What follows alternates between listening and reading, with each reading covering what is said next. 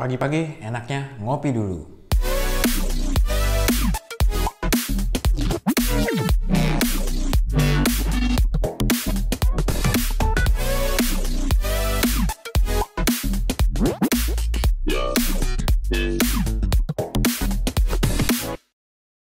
Oke, di episode kali ini gue akan membahas tentang aplikasi yang bernama Filmic Pro. Jadi aplikasi ini sebenarnya udah lama banget ya, gue make juga udah cukup lama lah, udah 5 tahun lebih kali ya gue make Filmic Pro ini di iOS gue. Dan sekarang juga sudah ada di Android ya, sudah dari 2 tahun atau 3 tahun lalu juga sudah ada. Dan aplikasi Filmic Pro ini aplikasi yang sangat wajib lu punya kalau memang lu ingin mencoba menjadi seorang filmmaker. Mungkin memang sudah banyak orang yang sudah tahu tentang aplikasi Filmic Pro ya, karena sebagian orang videografer itu pasti sudah pada tahu semua aplikasi Filmic Pro. Nah, di tahun ini ternyata Filmic Pro ngeluarin fitur baru ya di update software yang terbaru ini. Gue akan membahas itu. Tapi buat teman-teman yang belum tahu Filmic Pro, gue akan menjelaskan sedikit saja ya. Jadi aplikasi Filmic Pro itu adalah aplikasi yang membuat video kalian itu menjadi manual setting semuanya. Oke teman-teman, gue akan review singkat aja ya, hanya untuk yang kalian emang belum pernah lihat Filmic Pro seperti apa, karena rata-rata videografer atau fotografer rata-rata udah pada tahu, tapi buat yang umum mungkin belum ada yang tahu. Jadi gue kasih lihat aja ya. Di sini gue pakai objek Spider-Man dan juga pakai dua lampu nih di atas bawah, dan kita lihat ya tampilannya seperti ini ya. Ini tampilan Filmic Pro ya, jadi tampilannya seperti ini, bisa dilihat. Nah, untuk ngatur shutter speednya di sini, ini untuk ngatur shutter speed, di atasnya ISO, jadi kita bisa kunci shutter speednya di 1/30, terus kita tarik mau ISO berapa. Di sebelah kanan sini ada zoom dan fokus, jadi kita bisa zoom dulu biar tahu fokusnya. Nah, fokusnya ini udah ada focus picking ya. Nah, di atas ada focus picking. Nah, kita bisa tahu jadinya fokusnya. Nah, ini udah fokus, kita hilangin, kita zoom out. Terus di bawah ini ada audio ya, kita bisa atur full atau pendek. Terus kalau kita klik kita bisa lihat histogramnya. Dan di sini ada menu setting, ada resolusi. Resolusinya kita bisa lihat. Di sini gue pakai 4K karena si iPhone 7 Plus bisa 4K. Terus rasionya bisa macam-macam. Ini kualitasnya mau pakai Filmic Extreme atau Filmic Quality ataupun Apple Standard. Mau pakai High Efficiency Codec. Selanjutnya frame rate-nya bisa kita atur, mau berapa FPS, playback-nya di berapa FPS. Ada audio bisa kita atur pakai mic iPhone yang di belakang atau di depan, atau dua-duanya dipakai. Karena mic iPhone ada dua ya. Terus di sini kalau kalian pakai Bluetooth microphone, kalian tinggal klik, mau video only klik. Ini automatic gain correction-nya juga ada di sini, voice processing. Terus di sini ada device, bisa jadi remote control. Terus ada CMS buat kalian yang memang bikin film untuk pakai clapper, kalian bisa catatan di sini untuk frame-nya, untuk setiap scene, setiap take kalian bisa catat di sini langsung. Ada catatannya. Untuk hardware-nya dia bisa clean HDMI out, updatean terbaru, software update terbaru dari Filmic Pro. Jadi kalian bisa langsung cek di TV LED ya. Terus ada DJI Osmo mobil, jadi kalian kalau punya gimbal-gimbal DJI di sini langsung synchronize, jadi ngaturnya bisa di Filmic Pro sekalian. Terus ada untuk Zhiyun Smooth 4, ada Movie Cinema Robot, dan di sini kalau kalian pakai adapter anamorphic dia langsung nanti adjustable, ataupun pakai anamorphic yang 155 35 mm adapter. Misalkan kalau kalian mau pakai lensa kamera mirrorless atau apa, di sini juga bisa. Nanti dia langsung adjust biar nggak ada distorsi di pinggir-pinggirnya. Ini First Light ini adalah aplikasi foto yang belum gue install ya, jadi aplikasi fotonya. Terus ada stabilization, kamera, itu bisa diatur mau selfie kita balik, misalkan dia jadi kamera belakang. Kalau tele dia akan ngambil yang tele. Untuk zoom dia akan digital zoom, dan untuk wide dia akan wide.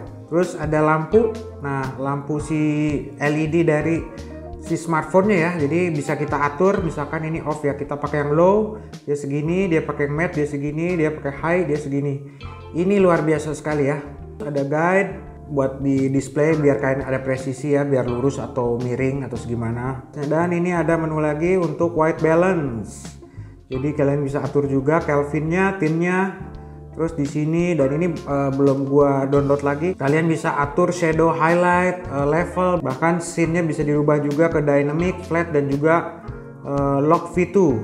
Ada noise reduction, di sini juga bisa ngatur saturasi dan warna. Jadi itu review singkatnya aja ya, karena kalau lengkapnya sebenarnya udah banyak. Karena sebenarnya ini udah aplikasi yang sangat lama ya, jadi ya segitu aja, gue nggak perlu banyak-banyak. Yang akan gue mau review adalah control monitoringnya. Dan fitur terbarunya adalah kita bisa menggunakan dua device. Satu device untuk sebagai monitor, satu device untuk sebagai kamera utamanya. Sebenarnya bisa pakai kamera depan ya, cuman kadang-kadang kita kurang puas kalau hanya menggunakan kamera depan. Biasanya hasilnya agak kurang baik lah, berbeda dengan kamera belakangnya. Kamera belakangnya itu lebih bagus, apalagi ada autofocus dan segala macamnya ya. Dan nama aplikasinya adalah Filmic Remote. Jadi fungsinya juga bukan hanya sebagai monitor saja, kita bisa jadikan device kedua itu sebagai remote-nya, kontrolnya. Jadi kita bisa kontrol itu di device keduanya. Kita bisa gunakan itu berseberangan, baik itu di iOS ataupun Android. Dan sayangnya handphone Android gua handphone lama, jadi dia tidak bisa di-download. Karena Android itu terlalu banyak ya. Jadi ada beberapa device memang tidak compatible ya, mid range ya sampai dengan flagship itu rata-rata sudah bisa. Baik itu Xiaomi, Redmi, Oppo, Samsung, LG, Sony semua udah bisa. Kecuali yang mid range ke bawah ya sampai ke entry level itu rata-rata mereka belum pada bisa. Nah sedikit curhat tadi, jadi di Android gue memang tidak bisa, tapi namanya itu adalah Filmic Pro. Buat kalian pakai Android silakan kalian coba aja dulu ya, siapa tahu bisa. Nah di sini gue contohin pakai device gue yang sekarang udah gue gunain. Ini sebenarnya gue juga sedang menggunakan aplikasi itu. Kita lihat ya. Ya, dan sekarang kita lihat cara penggunaannya ya. Jadi seperti yang dilihat, iPad gue ada di situ untuk jadi monitor, terus si kamera gue ada di sini untuk nge-shoot gue. Ini dapur gue yang sangat berantakan sekali ya. Ya, pertama kita buka dulu aplikasi Filmic Pro di kamera iPhone gue yang untuk syutingnya ya. Habis itu kita masuk ke setting, kita ke device. Nah di sini ada pilihan remote control. Nah kita juga bisa jadikan ini hanya remote preview only, jadi tidak bisa dikontrol juga bisa. Kita tinggal klik yang ini, terus habis itu kalau kalian pengen jadi remote, kita klik yang remote control. Habis itu selanjutnya di iPad gue buka aplikasi si Filmic Remote-nya ini. Kita buka dan kelihatan kan ditulisnya iPhone. Kita klik dan boom, langsung deh. Nah, gua pakai iPhone. Bisa dilihat. Nah, begini kondisinya.